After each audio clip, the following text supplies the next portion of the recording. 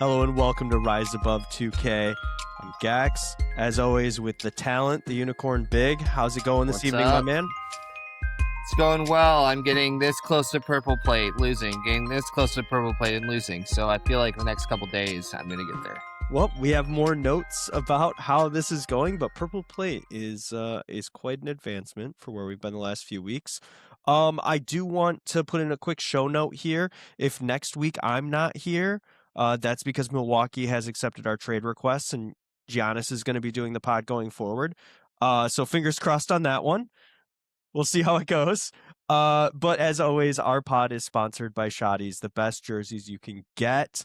Go to Instagram.com, look at the handle that we have in the description in our show notes, and request a jersey from Shoddy's. The price is going to blow you away. The quality is going to be even better. What are you rocking tonight, Unicorn Big, from Shoddy's? I'm rocking the Dennis Rodman Spurs jersey. The word, as always. Note on Shoddy's. With Shoddy's, I like to dig deep. I like to go obscure. I like to go, let's see what he can do. Yeah, oh yeah.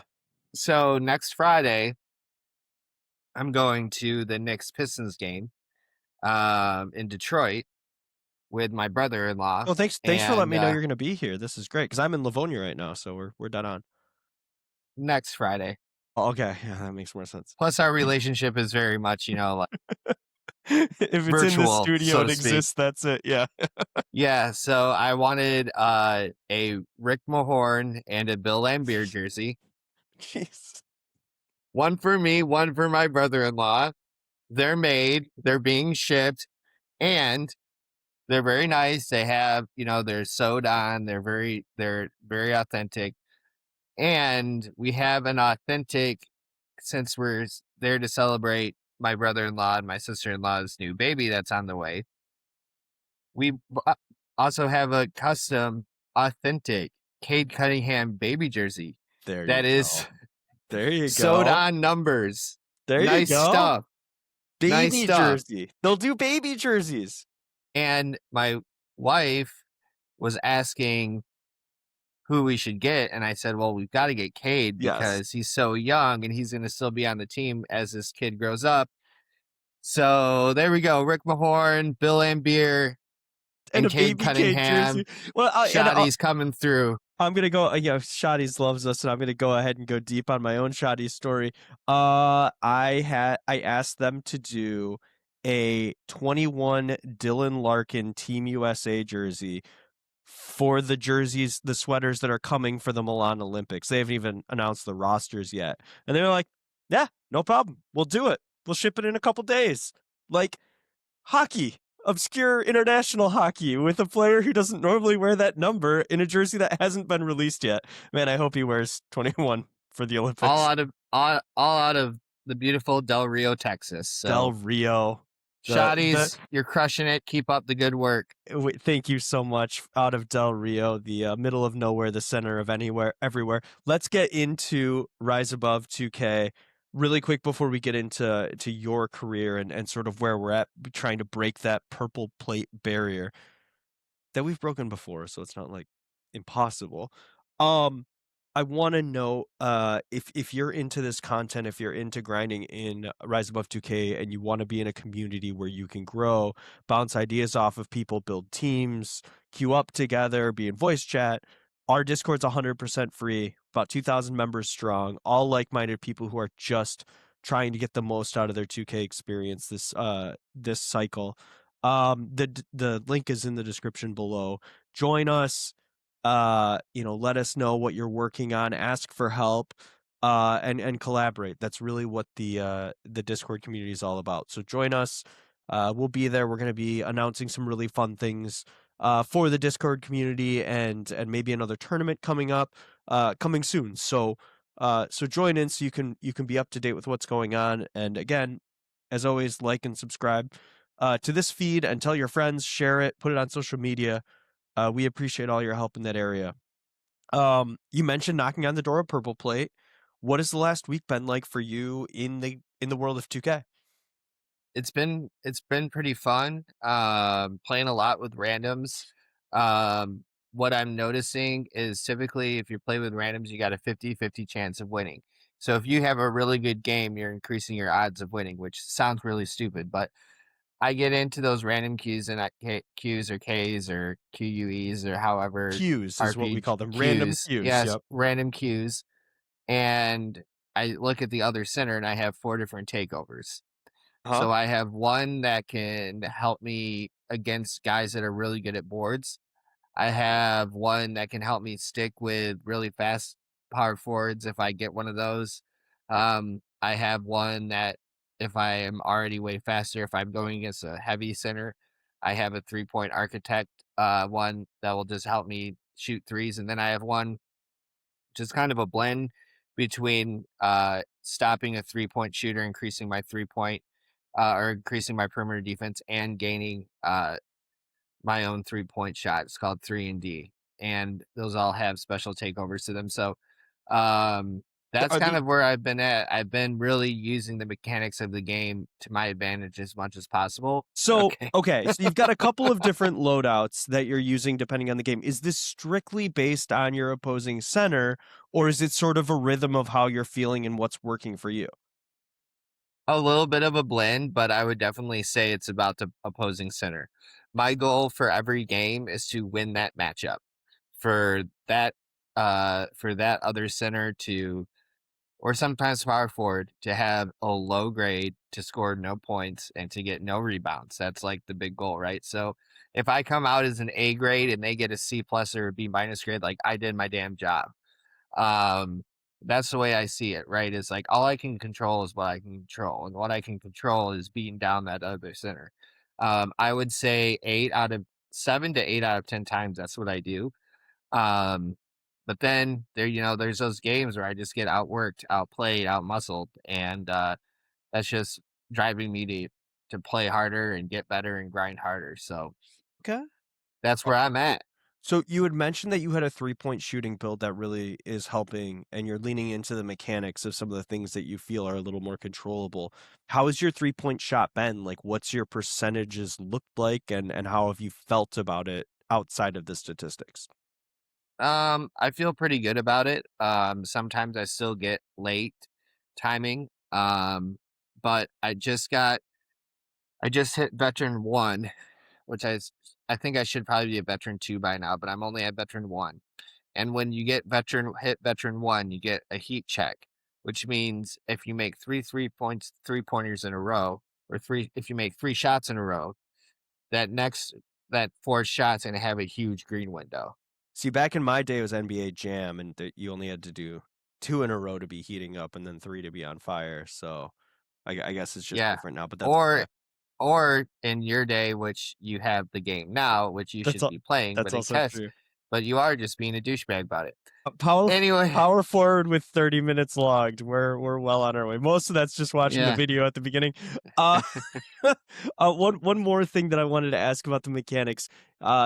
We've chronicled this before, but you've spent a lot of time and money investing into sort of taking away some of the periphery things by getting the right controller, getting the right monitor, hardwiring your connection, doing all of these things to try to mitigate some of the obscurities of online play. How has that felt to you? Have you found like a proper tempo for what it's like to be living with all of those connections working towards you? Yeah, it feels super smooth. And now I'm starting to, and this is going to digress from your question, but Sure, that's fine. now I'm really starting to like use other parts of my build that I haven't been using as Okay. much. Okay. So really focusing in on harnessing meter dunking and starting to understand like dribble moves because I have 83 overall ball handle. And if I can make myself free using ball handle once or twice a game and make a three, that's 3 to 6 added points that I can get during the game. So I'm going back to my post fade, using that a little bit, using that once a game maybe. I'm trying to work my dribble moves. So when I warm up, I don't just shoot threes. I really work on my dribble moves. And I might not use those dribble moves in the game, but I'm slowly working those into my mental bag Just adding arrows to the quiver, like being able to pull them out when you need them and knowing that you're because gonna be able to everyone execute. always says adding arrows to the quiver. Alright, so is it just pick on me night? I don't know how this works, but, Yes, no, well, I mean, yes, that's what it is. you It's pick don't on are Gax you night. telling me you don't have a quiver next to you? Like, what are we talking about?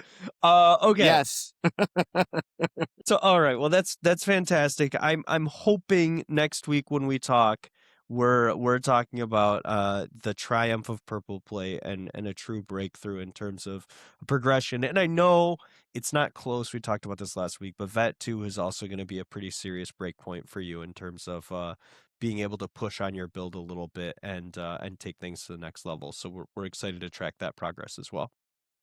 absolutely. And one of these days, I need to sit down and knock out some lifetime challenges because I think I'm at like 130. Once I get to 200 lifetime challenges, that's an additional cap breaker. You're just going to spend all day in the gym So shooting 3 points. Is that how that works? no, there's a lot of different stuff. So essentially, if I get the lifetime cap breaker and I get season 5 is coming out, so once I reach season 40 and then hitting vet 3, if I do all those things in the next 4 to 5 weeks, I'll get 5 additional cap breakers. That's what we need. There's only 28 available, and I think right now I have 18. So I'm making my way in the game, and everybody better watch out for 2K27 because I'm not going to be slouching in the first few weeks. Yeah, we've talked about that a little bit. It's we're not strict we don't strictly have both eyes on tomorrow, but there is a reckoning coming in the next cycle, which is crazy exciting. Crazy exciting. Let's let's talk a little bit about NBA. This has been a big couple weeks for Detroit basketball. Um, Hard atop the East, just a couple games behind OKC, which we'll get to in a minute. Everything is clicking for the Pistons right now. Everything. And as we look at the trade deadline ahead, it's so easy to be like, oh, let's add da da da da da. And I do have an ad that I think is worth talking about. But I want to note some things about Detroit aside from everything that they're doing with the young talent that they have. They control their next 7 first round picks and their next 14 second round picks. Or they have 14 in that period. It's just insane. Also, Tobias Harris comes off the books after this year, which is $26.5 million coming off the books. Like, they are in the best position to do whatever they want in the offseason.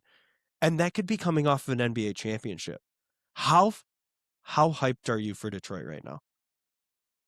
Oh, I'm hyped. I'm so hyped. I was just thinking about last season and how we lost to the Knicks and how I think we won 46, I, 48 games, but I 47 games. but I would have objectively say that last year we were a year away from a year away. Now we're just here. Like Yep. it's just everything's happening right now. I mean, look, it all starts and ends with Cade Cunningham. Yep. Um, Well, what I love you get about Jaden Cade, Ivey back. You have Duncan Robinson producing the way he's doing. Obviously, sure. But at the end of the day, I think Dennis Jenkins is second on the team on an average assists at 3.3 a game. Cade's at 9.8. yeah, yeah, So when this dude is not hitting shots, he's passing the ball. yeah. And A you know, note for all he's of you 2K players out there: when your shooting goes cold, pass the ball, man. pass the rock, Be baby. like Cade. Be like Cade. Or don't even worry about your shooting. And if there's open, and if you're a point guard, just pass the damn ball. Unless you're open, really quite simple. To digress again, I was in a game earlier, which we won, but I had an AI on me, so I could have just literally shot the brains out of this team, and they just would not pass me the ball. Maybe it's because my build is ugly like me with a mustache, but I don't know. Right, rise I above don't know. 2K. We digress. But Um, yeah, so I think it starts and ends with Cade, and that bench, man, is just solid. And there's a lot of players that will go unmentioned nationally, like Ozir Thompson. Like the dude had 5 steals the other night. Like this dude is an absolute lock. Like if he doesn't get in foul trouble, he's going to help you win the game. Seriously. A guy like Javonte Green, who is second in the league and steals off the bench. Like, yeah, no one cares about that, but we're paying him almost no money, and like those things really count. So, Cade Cunningham aside all that, we lead the league in blocks and steals. That's Detroit basketball right there. That's Detroit That's basketball. Detroit basketball So right at there. the end of the day, when we go up against OKC or San Antonio, whoever it is in the finals, like we'll I be know we ready. have a dream scenario, but that's okay. Well, if it ends up being Detroit and OKC, let everyone out there know I picked that. Yeah, and you're honestly rooting for Detroit, which is even better.